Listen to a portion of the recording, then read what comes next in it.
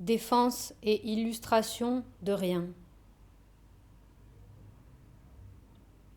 Un fou qui passe, qui dit, il dit, je m'ouvre les veines avec un noyau. Je raconte à mes yeux l'histoire de mes yeux. Je brise un œuf sur mon visage. Je crucifie les arbres. Le poids d'une méduse sur le corps d'un bébé. Je crois au couteau. Je rajoute des grammes. Je réduis mon ventre à mesure qu'il parle. Je parle à mon couteau. J'ai un couteau.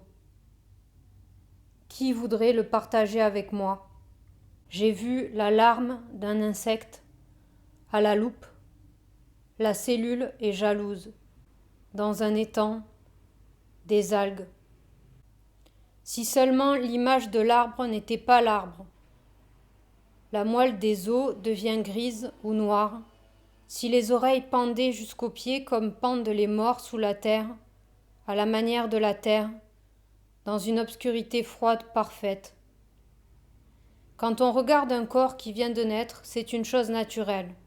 Une chose qui est cette chose, quand on fait tomber la foudre sur le corps du bébé, sur le centre, c'est une chose naturelle, avec un éclat, l'éclat, une clarté naturelle, comme la foudre sur la terre ou sur les tas de foin et sur un lingot d'or.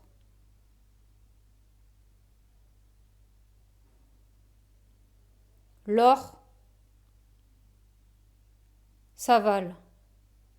On peut l'avaler, comme on peut digérer les portes quand on les mange. Les bébés sont pleins quand on les regarde. Qu'ils viennent de naître, on voit dans leurs gestes qu'ils sont pleins de prières. Le corps est neutre, les choses n'éprouvent rien. Cet arbre est la forêt si les arbres n'avaient pas d'arbres eux-mêmes, si les arbres n'avaient pas de contour, s'ils n'avaient pas de bords, pas de branches et pas de tronc, si les branches n'étaient qu'une idée elle-même, comme le fantôme. Une femme folle qui transporte un fœtus dans son sac ou plusieurs fœtus séchés comme des choses naturelles. On appuie sur des cloques, elles se déversent. On crève un crabe pour le comprendre. Est-ce qu'il est possible de brûler les odeurs? Non. Elles rentrent par la tête et par les narines, qui sont les parties chaudes de l'esprit. Donnons le bain, donnons les bains au bord, donnons le bain. Donnons le bain aux mains, donnons le bain. Donnons le bain aux mains des inconnus, donnons le bain. Donnons le bain à notre chambre, à nos draps, donnons le bain. Donnons le bain à ce fantôme. Le fantôme se baigne, il plonge, remonte.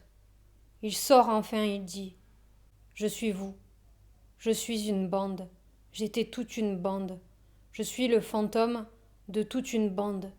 Tous les fantômes sont collectifs. Je passe de l'huile sur les murs le soir. Ensuite, je m'endors, je glisse, je suis penchée, je pense à vous, je vois, je vous connais. J'aimerais recoudre vos chaussettes et les parties de votre esprit avec une seringue, faire fondre vos paupières comme de la cire avec sentiment. Dieu ne s'intéresse qu'à lui-même. On ouvre le pain, il suffit de se pencher ou d'acheter du pain. Il suffit de le tenir ou même de l'incliner, pencher le pain lui-même. Il suffit de le serrer, on trouve ce qui ne souffre pas ne change pas. Mais quand on touche le crâne d'un mort, on ne trouve plus rien. On tourne, on se penche, il est trop mort, ne souffre plus. On le penche, trouve rien. Ils brûlent les crânes. Ils ont brûlé des crânes de morts, ils les baisent mentalement. Sous terre, les crânes de morts s'apaisent. Ils respirent, finissent par respirer, par se tourner. On enterre un crâne dans un sens, on creuse le lendemain, on le trouve dans l'autre.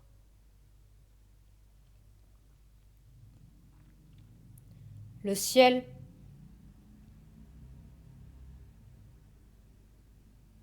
ressemble à du liquide. Le ciel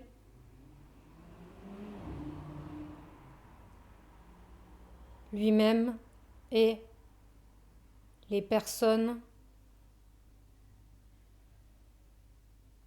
il ressemble à un visage coincé, circulaire, ressemble au visage dans le moment où le visage sent qu'il va éternuer. C'est la vérité.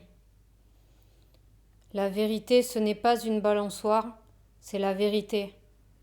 La vérité ressemble à une balançoire, mais c'est la vérité.